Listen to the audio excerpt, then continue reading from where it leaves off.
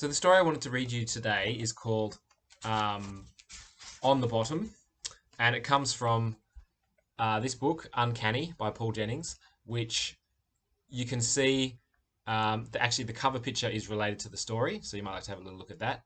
And this, you can see this is a well-loved copy of this book. I had this when I was a kid, and then I lent it when I got too old for it. I gave it to my cousins, and then when my cousins, you can see all the names are in there. There's my old name there that he's crossed out, then his name on there, and then I've put my name on there again.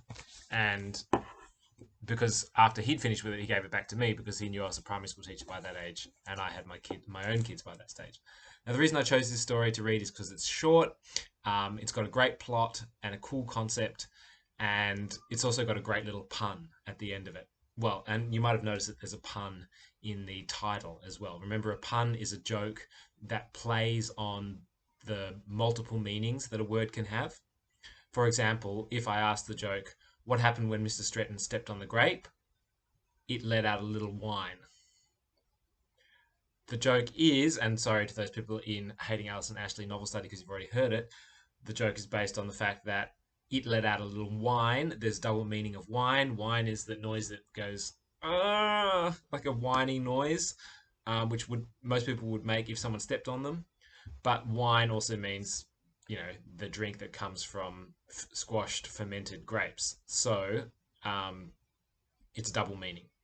And on the bottom has two meanings too, which is relevant to this story, but I'm not going to explain it all. So let's get started. The on the bottom. It's on the bottom, says Dad. No, I tell him, I've got a fish. It's too big, says Dad. It couldn't be a fish. You're snagged on the bottom. He is wrong. I know it is a fish because it's pulling the line out.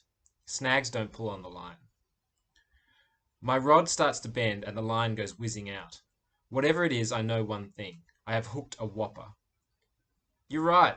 It is a fish, yells Dad, and it's a big one. It's even rocking the boat. Give me the rod. You might lose it. Dad always does this. As soon as I hook a fish, he wants to pull it in. He thinks that a 14-year-old kid can't land his own fish. I shake my head and keep winding on the reel. Get the gaff, I shout. I can land it. I know I can. For the next hour I play my fish. Sometimes he runs deep and fast and the reel screeches like a cooked cat. Sometimes I get it almost to the edge of our hire boat and then it goes off again. I hope it's a snapper, says Dad. Snappers are good eating. In the end, I win. I get the fish to the edge of the boat and Dad pulls him in with the gaff. I am grinning from ear to ear because I have landed him. It's only a shark, says Dad. A small shark. Not much good for eating. He gives a bit of a grin. Well done, Lucas. You played him well, but you might as well throw him back. No way, I say. You can eat shark. Haven't you ever heard of flake? All right, says Dad, but you have to clean it. You caught it, you clean it. Dad goes down the steps into the little cabin and leaves me up top to clean my shark. It is about a metre long and is still kicking around on the deck. I open up a can of Fanta and look at the shark while I am drinking it. After a while, the shark stops moving and I know it is dead. I get out my cleaning knife and make a long slit along its belly. I throw the innards and other stuff overboard. Seagulls swoop around, fighting for the bits. Finally, I come to the shark's stomach. I decide to look inside and see what it's been eating. This will give me some clues as to what to use for bait. I throw out some fish heads and some shells. And then I see something a bit different. I pick up this white, shriveled thing that looks like a small sausage. For about 10 seconds I stare at it. My mind goes numb and I can't quite make sense of what I am seeing. I notice, first of all, that it has a fingernail and a ring. Just below the ring is a small tattoo of a bear. An angry bear. It's a finger. I've just taken a human finger out of a shark's stomach. I give an almighty scream, a terrible, fearful scream. At the same time, I throw my hands up and let go of the finger. It spins in the air like a wheel and then splashes into the sea. Quick as a flash, a seagull swoops down and swallows it. The finger is gone. I have to hand it to that seagull. It swallows the whole finger in one go. Just then, Dad comes rushing up from below. What's going on? He yells. Did it bite you? Dad thinks the dead shark has bitten me. No, I croak. A finger in the shark. A man's finger with a ring and a bear. What are you babbling about, boy? Says Dad. What finger? In this shark's stomach. I found a finger. It had a little picture of a bear on it and a ring. Oh, yuck. It was all shriveled up and it was horrible. As I tell Dad this, a little shiver runs up my spine. Dad goes a bit pale. He has a weak stomach. Where is it? He asks slowly. Dad does not really want to see a human finger, but he has to do the right thing and asks to see it. I point to the empty sky. There is not a seagull in sight. A seagull ate it. I dropped it in the sea and a seagull ate it. Dad looks at me for a long time without saying anything. Then he starts up the engine. We'll have to report it to the police. There goes our day's fishing. How did it get there? I ask slowly. Don't ask, says Dad. It's better not to think about it. Then he stops talking. He's staring at my hand. He is staring so hard at my hand that I think maybe he has never seen a hand before. His face turns red. He grabs my wrist and starts shaking my arm around. What's this? He yells. What on earth have you done? Nothing, I say. I haven't done anything. What are you talking about? I can tell that Dad is as mad as a snake. Then I look at my hand and I can see what the matter is. There, on the back of my right hand, is a little picture. A tattoo of a bear is on the back of one of my fingers. We both gaze at the drawing of the little bear. You fool, yells Dad. You've gone and had yourself tattooed. Don't you know that tattoos don't come off? You're stuck with it for life. He rushes over to the locker and comes back with a whopping big scrubbing brush. He brushes at my hand so hard that my skin goes red. Tears come to my eyes. Dad stops scrubbing and has another look. The little bear is still there. It has a sad expression on its face. I have a sad expression on my face also. It came from the finger, I tell Dad. It must have jumped from the finger onto me. The finger from the shark's stomach. Dad looks at me through narrowed eyes. Don't make it worse, boy, he says angrily. Don't add to your folly by making up a pack of lies about a finger. There was no finger. He shakes his head. This is all the thanks I get for everything I've done for you. He's really angry about the tattoo. There was a finger, I yell. There was. There was. Dad turns the boat around and heads to the shore. The fishing trip is over. Don't you mention one more word about that finger in the shark's stomach, says Dad. You must think that I'm as silly as you. Don't let me hear another word of that cock and bull story. Or else. It's no good saying anything. He won't listen, and I don't really blame him. I can hardly believe it myself. How can a tattoo jump from a dead finger onto a live one? Tattoos don't move. I sit down in the bow and look at my little bear. This is when I notice something strange. The bear is different. When I first saw my bear, he had all 4 feet on the ground. Now he has one paw pointing out to sea. I move my hand around so that the paw is pointing to the shore. The bear turns around. My tattoo moves. It turns around so that the paw once more points towards the sea. The tattoo is alive and it's pointing out to sea. It moved, I say to Dad. He shakes his head. He won't listen. The bear can move, I yell. It's pointing out to sea. Dad revs up the engine and heads for shore even faster than before. I look at the bear again. It seems to be staring back at me. It wants something. It wants us to go out to sea. Go the other way, I say to Dad. The tattoo wants us to head out to sea. Dad turns off the engine and the boat stops. He is staring at me with wild eyes. I can tell he thinks I have gone crazy. Either that or he thinks I am the biggest liar in the world. Come here, Lucas, he says. We need to have a talk. He goes down the steps into the cabin. Quick as a flash, I hop up and slam the cabin door. I slide the bolt across and lock Dad inside. He starts to bang and yell, but I don't let him out. Instead, I start up the boat and head away from shore. The bear knows best. I decide to follow the bear.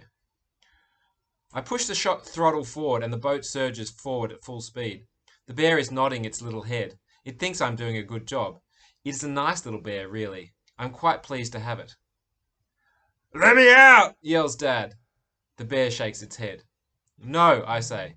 "Well, don't go out of sight of land," shouts Dad. "We'll be lost." "We have the compass," I say, "and the bear. The bear knows where to go." I'm not quite sure, but I think I hear a groan coming from down in the cabin. "Look at the petrol!" yells Dad. "For heaven's sake, don't use up more than half or we'll never get back." He has a point there. I look at my bear on my finger for guidance. It is still waving me on. The sea is becoming rough and the sky is growing dark, but we go on and on until we can no longer see the land. A wind gets up, but still my bear waves me on. The sun is sinking low and the clouds are starting to race across the sky. The petrol gauge is showing half full. And then I see it, a tiny speck on the horizon. "Is that it?" I say to my tattoo. I am very fond of this little bear. It is nice having a little helper around when you need him. The bear gives a paws up signal. This is it. This is what we've come for. The speck grows larger and larger until I can see that it is a small rowing boat. There does not seem to be anybody aboard. Dad is still yelling and banging from below, but I don't take any notice of him. I slow the boat down and stop right next to the dinghy. There is someone in it, a man lying in the bottom. He is lying very still indeed. I stop the boat and let Dad out. Without a word, he rushes over to the edge and looks into the boat. See if he's alive," says Dad. "I'll get some water." I climb down into the little boat and peer at the unconscious figure. He is dressed only in a pair of faded shorts. One hand is wrapped in a blood-stained handkerchief. I can see at a glance that the man has a finger missing. I can also see something else. He is covered, absolutely covered, in tattoos. There is not one bit of skin that does not have tattoos on it. There are skulls with toothless smiles, there are tigers and forests, there are daggers with snakes twined around them, there is a large heart with Sophie written in it. There are mermaids and eagles, there is even an eye on the bald patch on his head. The tattooed man is terrific. But is he alive? I put my hand down to see if he has a pulse. I feel just under his neck like they do in the movies. And then it happens.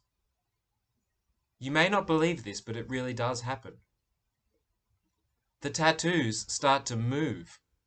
It is sort of like pulling out the plug in a bath and watching the water run out. The tattoos swirl and slide across his skin. They move in a rush. They pour across his flesh to the same spot, his neck, and from his neck they move on and out. They swarm up my arm and flow across my chest. Before I can blink, the whole lot have completely covered me. I am a tattooed boy, and he has clear white skin. Not one tattoo is left on him, not one. I give a shriek and fall over backwards in the dinghy. I am covered in a zoo of animals, birds, plants, and people. Dad climbs down and holds up water to the non-tattooed man's lips. He swallows. He is alive. The trip back is a nightmare. The man without tattoos lays unconscious below. Dad drives the boat flat out for home. I sit staring in the mirror. My whole face is covered in tattoos. They are also on my ears, my nose, my cheeks, and even my eyelids. They cover my chest, my back, my arms, and my legs. I sneak a look inside my underpants, but thank goodness there are none down there. We finally get home and the man is taken to hospital. So am I. There is nothing the doctors can do for me. Tattoos don't come off. No one believes our story about the shark or the tattoos. The doctors all think Dad and I are mad or delirious. They are especially angry with Dad for letting his son get himself completely tattooed all over his body. There is talk of taking me away from Dad and putting me in a home. The man with the tattoos does not wake up. He is in a coma. Finally, they let Dad and me go home.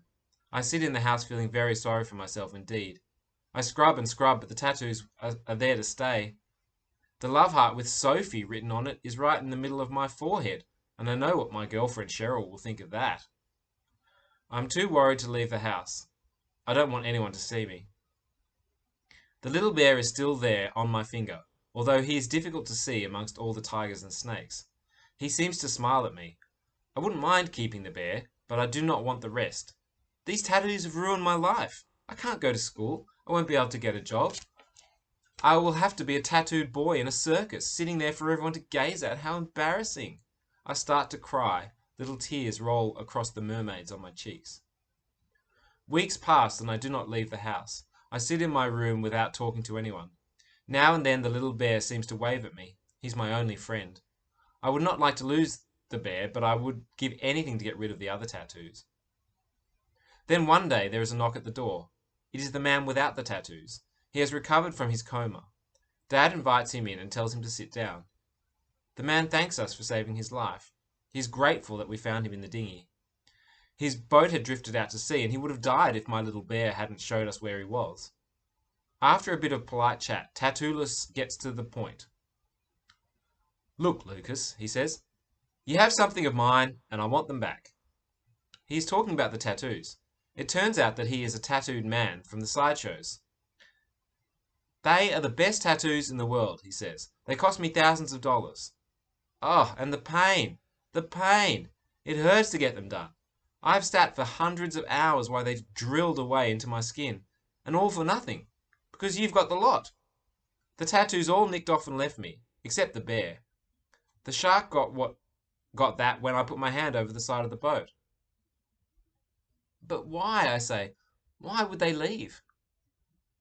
Have you ever thought, says Tattooeless, what happens to tattoos when you die? They thought I was done for, and they were getting out of it like rats deserting a sinking ship. They didn't want to shrivel up with me when I died, so they cleared out onto you. But now I want them back. How? I ask. A nasty thought comes into my mind. I saw a man skin a rabbit once. Well, they might come back onto me, says Tattooeless. After all, it's a bit crowded on you. You're not as big as me, and the tattoos are all bunched up. I have to admit that he has a point there. Hold out your hand, he orders. I hold out my hand, and we shake like old friends.